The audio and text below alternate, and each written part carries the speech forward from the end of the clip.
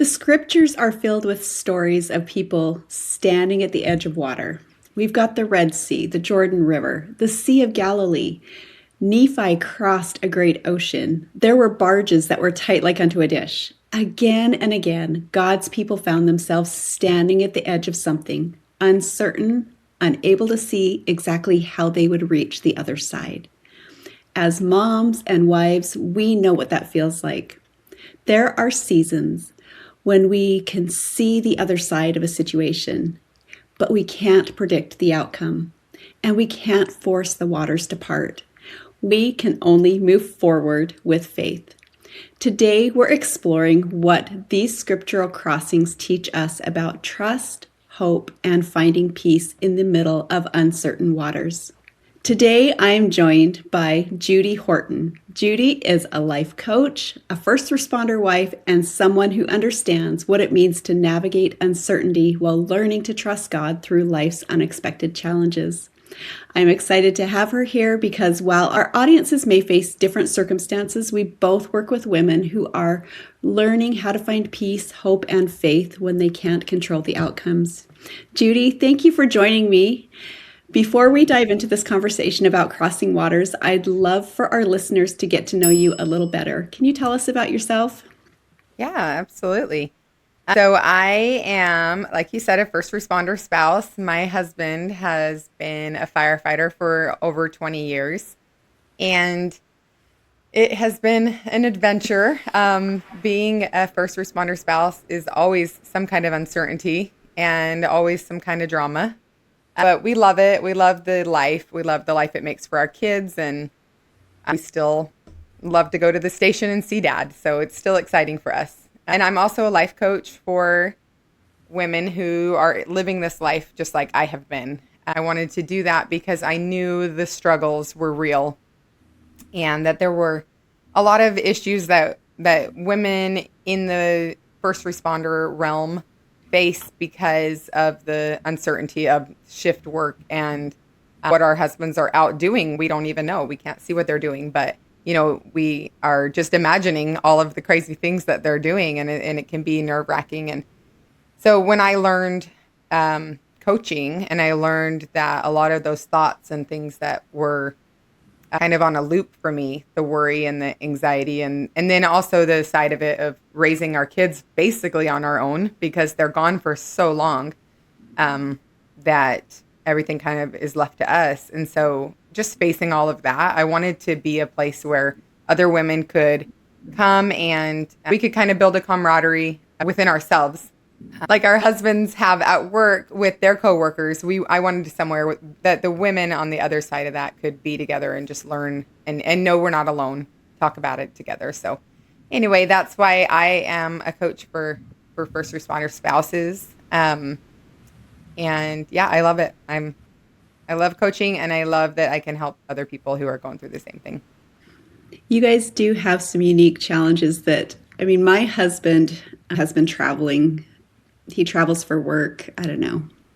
It's been 25 years-ish. So I do know what part of you are going through is like, but the difference is what he's doing while he's away. Your husband and spouses of first responders face something very different. My husband's facing men or women in an office. Your husband is facing some more life-threatening and dangerous situations. So that's a lot to carry on your heart, and that's something that I can't understand completely. It's Yeah. as a small, I see little grandkids and they love the fire trucks and all of that. So they're, Yeah. it's amazing, but it's also, there's some challenges, unique challenges that come for the women Yeah. and Yeah. even spouses whose spouse faces that on a daily Hmm. basis. So thanks for being here.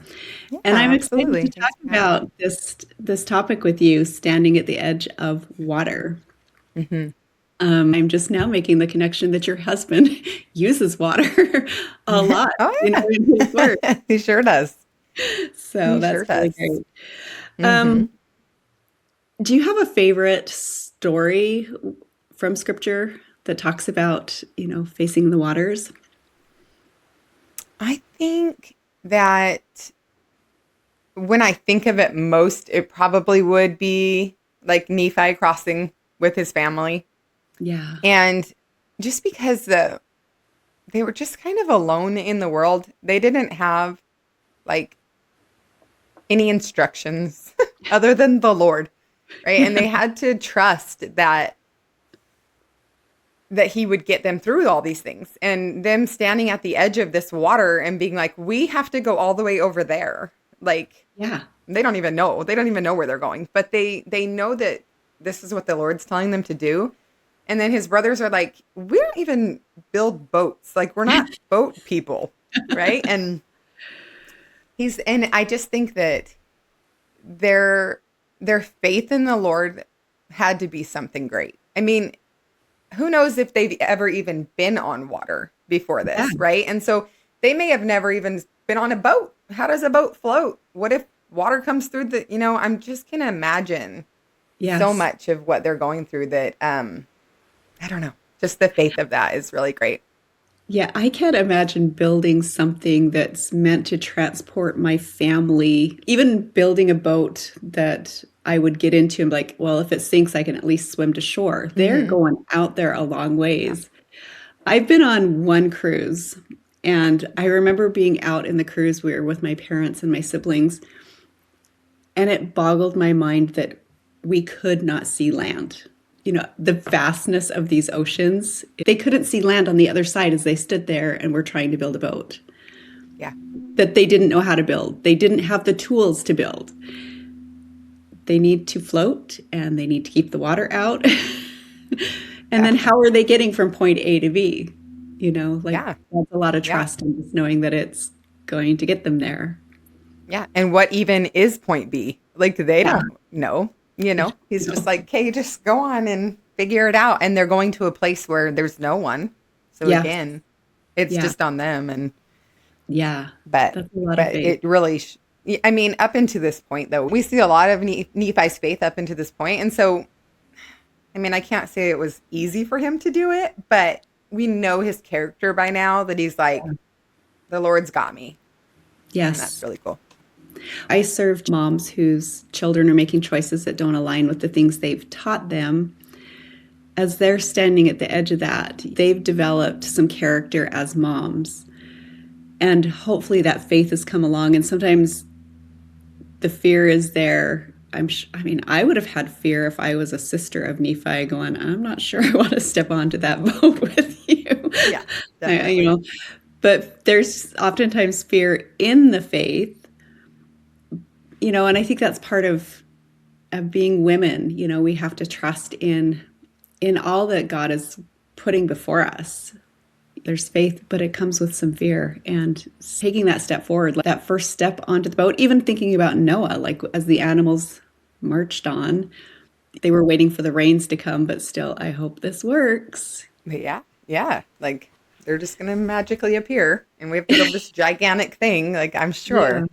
And then as the floods come up, you're like, I'm hoping that, we got all the leaks filled. Right. Right. It's really beautiful. I was just recently, we were talking about in Come Follow Me, Joshua, Hmm. who's, they're marching across and they had to step into the water. I was like, oh my goodness. We may not have physical water, but we have challenges that come up. So, Yeah. have you, as a first responder's wife, what kind of miracles have you seen happen, in the midst of things, like where you're in the midst of what's going on? It's not Um, miracles like the waters parting, but helping you through your day as your husband's not there with you. I mean, him coming home every day is a miracle. Yeah. The time that we've been in the department, the things that he's been through, um, I think all is little miracles every day that he's facing, and that we get to see him involved in was he comes Mhm. home and tells us Yeah. about things and we're like, "Oh my gosh, how did you do that? How did you get through that?" Yeah. Um What about for the you as a mom that's home, shouldering the burden or carrying the load of what has to happen at home while he's not there, physically Yeah. able to support you and help. What Yeah. kind of things There's get you miracles through all the that? time. I mean, I see the Lord in it all the time, I should say. Yeah. Um, that I am like, I'm able to have the strength to do the things, and I'm able to have a little more patience. I think it's hard because there's things that I am doing that normally maybe the dad would help with, Mhm. and so those kind of things I get help with, like with the boys and they're being boys. And sometimes I'm like, you need to deal with the boys on this. And this is not my job, but I'm there and I have to be there, Yeah. But being able to see my kids grow and figure life out, even though their dad is gone a lot of the Mhm. time, is nice too. I mean, that's kind of a little miracle too, that they're still functioning Yeah. and working out. So I know for me, when my husband was traveling so much, or still travels so much, but it's not an issue now because it's just me. But it was, the morning routines and getting kids to where they needed to be and to all the sporting events. And it's not that my kids were overscheduled. I had four sons and they each had one thing. And then you add church activities and scouting events and all of that, like trying to mhm. manage all of that and getting the homework done and I don't know, finding the shoes and getting them out the door. Like it's a lot. Yeah, It's a lot yeah. on those that are home. Yeah, it really is. And that kind of reminded me that I think some of those little miracles come in form of people. Like there have been people throughout our lives that have just like stepped up, and like if we need kids to get rides home, there's people that are always willing to help. They know my husband's gone.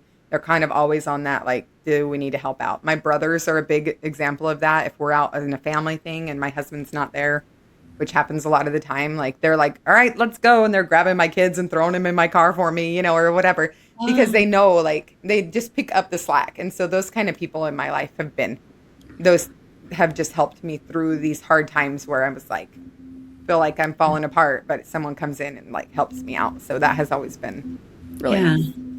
Or even if you're a young mom with babies that are waking up in the night, and if you're home alone, it's tough. It makes Yeah. for Yeah, a long it night is. and a very long day. So, there's a Mm-hmm. lot Mm-hmm. that goes into it. If we think about people in the scriptures, what they were facing looks different than what we face, but it's still a challenge. It's all Yeah. growth and challenge. And so our waters maybe don't look exactly like their waters. We're not asked to build boats, but we're asked to Mm-hmm. sometimes step into the water or move towards the tunnel on our own or when it feels dark and then wait for the light to come. So Mm-hmm. it's a hard thing and it's a challenge. Do you have things that you do that help make your day go, getting those kids out the door? Like do you have systems or what do you like to do? So I try to, but I'm pretty sure I have ADHD also. So my systems last for about 2 weeks Nice. and then I get bored of them. But I will, yeah, I try to do things like that. I have a little freebie I have out for moms that are first responder spouses, and it is a morning reset. And Mhm. so we talk about like have a spot that all your things are in, signed all the papers the night before and get yourself ready the night before, and then have the shoes all in the same place and the keys in the same place and backpacks in the same place. And that just really helps in the morning moment of, Yes. but then we talk a little bit about like the mental space that your head also needs to be in during this time. Somebody might throw a fit because they have the wrong shoes. Like mentally just get your head there before it happens. And sometimes that helps with that. Yeah. But yeah, I mean, little things like the kids have Saturday chores, whether dad's home or not. Yeah. We keep that consistency going on. Yeah. I think because our life changes so much. Like if my husband, he works a 24-hour shift. And so if he calls me the next day and is like, "Hey, I can get overtime," then he's now gone for 48 hours. And now everything that my mind kind of had how it was going to go is completely flipped. And so Oh, yeah. it's hard to make a lot of real like schedule stuff. We kind of are flying by the seat of our pants every day. And some days I'm like, oh, dad's not coming home. I guess it's pizza for dinner instead of me making something because I'm. moms Yeah. burn out or whatever. But yeah, it usually changes quite a bit. But schedule and that kind of thing does help the kids that whose lives are always kind of going all over the place.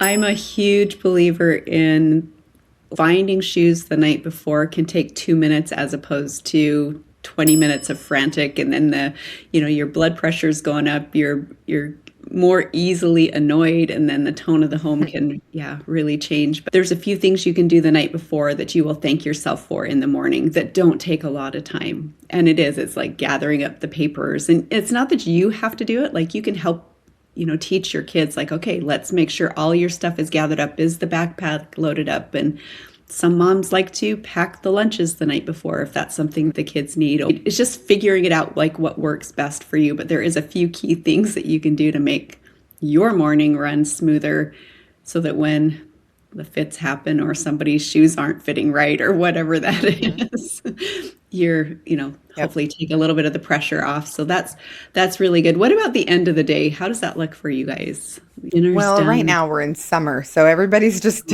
on their own and we're all out of sorts. But normally, um, I will let the kids play a little bit of their machines, their technology things, up until about dinner. And then I'm like, Okay. okay, at dinner it shuts off and we eat dinner and try and maybe watch a movie together or just do something together. And and that definitely helps. I saw someone online, they did an hour of reading every night.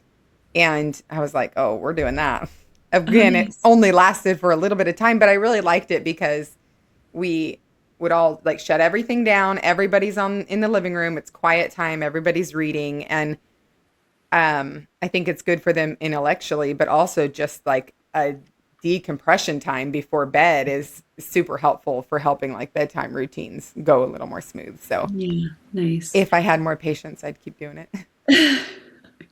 I know there's so many things that sound really good, but it just is a lot of work. It's a lot of Yeah. figuring out, and there's a lot of pivoting in a family. Like, you try things and it might work for a while and then it doesn't. What's something you can do for you that helps you get through those 24 hours or 48 hours that's not focusing so much on making the home run smoothly and getting kids to where they need to be?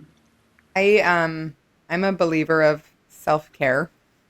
But there's different realms to that, and sometimes for me it's getting my nails done and getting my hair done and just being like, okay, my husband's home, I'm going to get these things done. This is for me, Nice. me time. And that does help.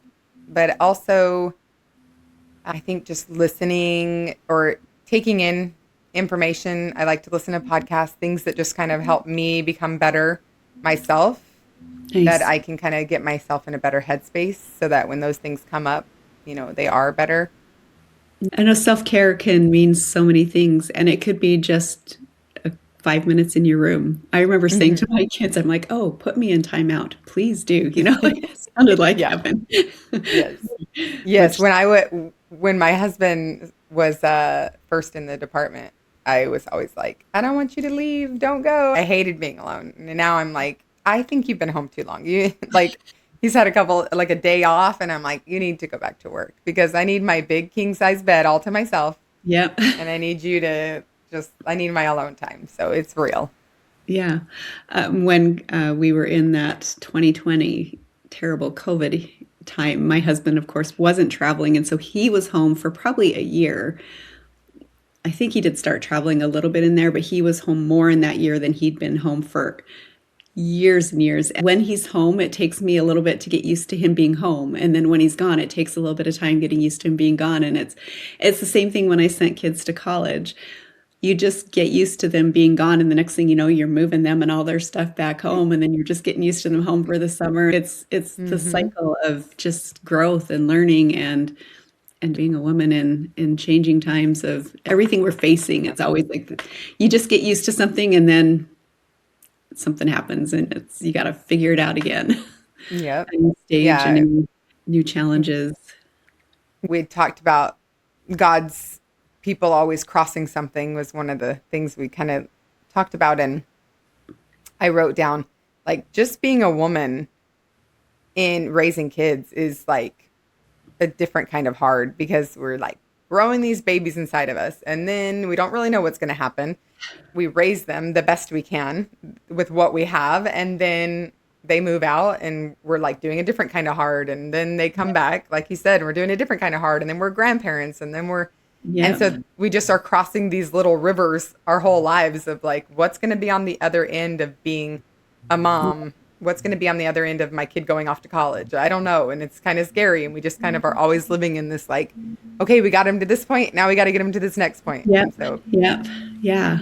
I know one of the things we talked about is God's people are always crossing something, and that ties into yeah. that. And just when we think that we have it figured out, it's time to cross again, whatever that is. And sometimes it's our own choices because we want to grow, and other times it's just seasons, and we're faced with, whether it's teenagers, you're figuring out how to be a mom of teenagers, or you have a new baby, or you got toddlers. Just when you think you have it figured out, we realize, oh, yep, now they've moved on and we're figuring it out yet again. Yep. Yep. And the beauty is no two kids are the same. So what works for one, It is not, there's not a system. You just do it and you just hold your breath and hope that Heavenly Father will get you across. The amazing part of that is he does. He helps us and he shows up and he fills in the gaps for us. That's something I love to think about. I did my best with my kids. Sometimes my best wasn't as good as I wish it was, but thankfully we have a Savior that comes in and he's filling in those gaps for us. Well, yeah. And I think sometimes we can be hard on ourselves when our kids don't end up like the perfect child, or they didn't go on the mission, or they didn't stay in church, or whatever it is. And sometimes moms can get hard on themselves and be like, what did I do wrong? Where did I go wrong? And I think it's important to remember that, like, these are his children. These are God's children, right? And he's got the real plan. We may have a plan in our head for what we think it's supposed to look like and how it should go, but he's got like the actual real playbook. And when we can release that, like thinking it was all us and we did something wrong and because of us they ended up this way, then we can just rely on Heavenly Father to be like, I've got them. Like, it's okay. You did a great job. You fed them and you clothed them and you got them to this point, and now other people are going to step in and there's a way and I've got it all figured out. And so we can just like release that a little bit to him. Like, they are his kids. And we have to give him that also. Sometimes we try and take too much on ourselves, and it really does a number on some moms that think that they should have done different. Well, and that's one of the reasons that I am so passionate about coaching and helping the women that I help, is because I spent 20 years living in the shame of like, I screwed it up. I obviously didn't do it right, because what I'm seeing as the results are not what I thought would happen by the things I did. And so I took so much of that on and I kept trying to fix it. How do I fix this? How do I make it better? And when I was finally able to release that and just trust and know that they're God's children too, I did my best. Sometimes my best was pretty good and sometimes it wasn't as good as other times. When I can hand that to him and I can live in peace and just trust the fact that these are his children, the beautiful part about that is the connection with your children improves. If you're trying to fix them and they feel that and they know it, they may be thinking, you don't need to fix me, I'm fine. But if I think, oh, I got to fix something, then it kind of makes the connection with your children really hard. Yeah. Trusting in him is huge. I was listening to, on my walk this morning, it was the Come Follow Me podcast, and I don't remember who the guest was on there, but she was saying, does our Heavenly Father think of himself as a failure because he lost so many of his children? So why would we do that to ourselves? Like, he wasn't a failure. We're not failures. He gave us agency. And what we're seeing is the results of that beautiful gift of agency. Mm-hmm. Yeah, I love that. Is there anything else you want to tell the listeners today about life as a first responder spouse? Oh, so one of the questions that you had sent over talked about faith is not the absence of fear. And that was one that really hit me and I really wanted to kind of look at, because I think as a first responder spouse, like, we definitely know fear, right? We're worried all the time about what's happening. We're not like huddled in a corner, like rocking back and forth, while our husbands are gone. We're like going out into the world. We're still living our lives and we still have to take care of our kids and feed them and get the groceries and clean the house and, do all the things. But the key ingredient in there is that Yeah. faith that Heavenly Father's got him. Like he's going to take care of him. If Hmm. something does happen, then like that's the way of it. That was how it was supposed to go. And so that I don't really feel like I've had to be like super tested on this. But a few months ago, my husband, maybe 6 months ago, he actually his fire truck got hit by a car Oh, when he was going to a call. They were on a call to go to the airport, and I guess they thought a plane was going to have some issues, and he was at a different station than he normally is. But he was riding up, which means he's like lieutenant for the day. He's normally a driver, but at the moment he was the lieutenant, and so he was in the passenger seat, and they went under a bridge, and right as they came on the other side of the bridge, a car didn't see them, I guess, or didn't slow down, and the car ended up hitting him right where he is, right on his oh door. my gosh. I mean, the fire truck's pretty high up, so it Yeah. wasn't like right at him, but it did hurt his hip. And anyway, so he calls me from the hospital and is like, "Don't freak out." And I'm like, "Okay, why are you calling me?" And so anyway, he was okay. Everybody was okay except for the people in the other car. Unfortunately, were not. And it was just really kind of scary to get into this situation where now we're like, what actually happened, and how are the people doing, and how are all the other firefighters doing, and the poor driver, like Yeah. all of these things. But I was kind of calmed at the time because I feel like my faith in that moment was like, okay, well, things are going to work out the way that they're supposed to. And a lot of that is my mindset work that I've learned, but also Mm. just trusting in the Lord that he's Yeah. he's got it under control, and that when we send them out to go do these things to I'm sure for women who are married to police officers, they probably have even more fear. Everything they're going into is kind of controversial, right? Everybody's Yeah. mad at them. Nobody wants to be stopped by the police, and so there's always some contention there. And so anyway, sending them out into these situations can be scary. It can make you just be fearful all the time. But if we just put that faith back in the Lord that he's got them, he'll take care of it, and he'll take care of all of us while we're back home waiting for him too, that it just Yeah. brings a lot of peace. And so I really like that we might still be scared.